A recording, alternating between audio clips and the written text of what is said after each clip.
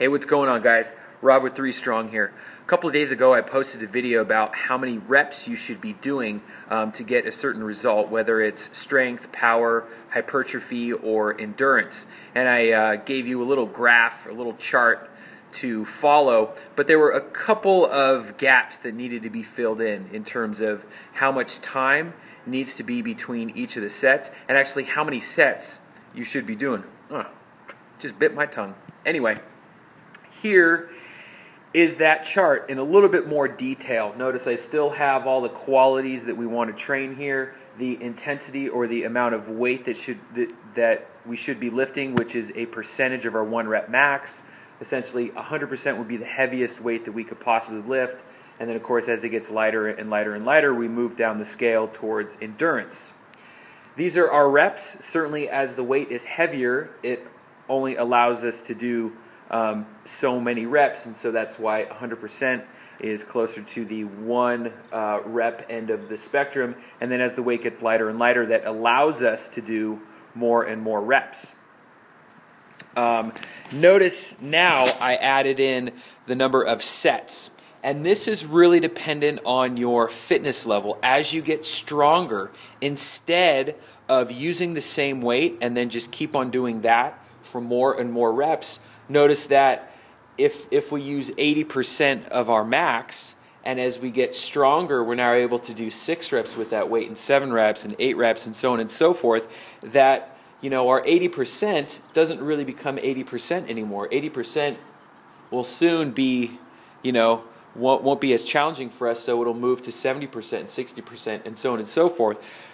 But now, instead of training for strength, we're actually training for endurance. To keep yourself at the strength end of the spectrum, if that's what you want to work on, then you need to increase the weight, keep yourself within this rep range, and then increase your volume or your workload by increasing the number of sets. Starting with, say, 3 sets of 5, and then add more weight to keep yourself within that 80 to 100% range. Keep the reps in the same range, and now maybe do 4 sets of 5 or 5 sets of 5, and then building up. And then even if you want to do even heavier weights, now do sets of 1 to 3 or so, and then you can do even 5 to 10 sets of that weight. And the same holds true for each of these.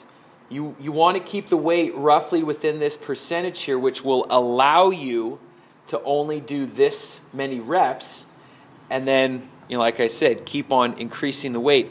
Notice here at the bottom I added in the rest period. Since we want to go as heavy as possible on these sets, we need to allow ourselves adequate rest, which means that we need to manage the fatigue, because if we don't give ourselves enough rest and we say we're pushing 90% of our max and then we give ourselves only 30 seconds, that's not going to allow us enough time, which means that we won't be able to make that lift again, and the weight will have to get lighter and lighter and lighter, and then, like I said, we're training a different quality. As we move out to power, this is the quickness, this is the speed, so we can actually have a huge range. The 5-minute rest would be heavy Olympic weightlifting. The 30-second rest could be quick plyometric, jump squat type motions, which aren't as physically taxing and don't require as much rest.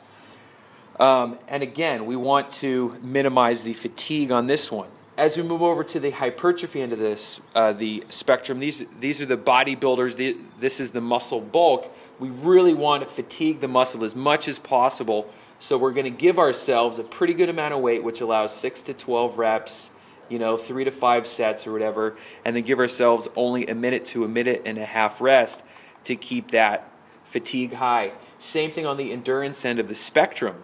We're going to keep the weights relatively low to allow us to do 15 reps plus, and we're going to keep the sets relatively low, because now, obviously if I do 4 sets of 15, I just did 60 reps. And then since we want the fatigue to be high, that we're going to rest, 30 to 90 seconds. Granted, this isn't set in stone, but this is a great place to start. So take a mental note of that, pause that, write that down, whatever you need to do. But this is pretty much the ballpark right there. Okay, guys? Rob with 3 Strong. See you tomorrow.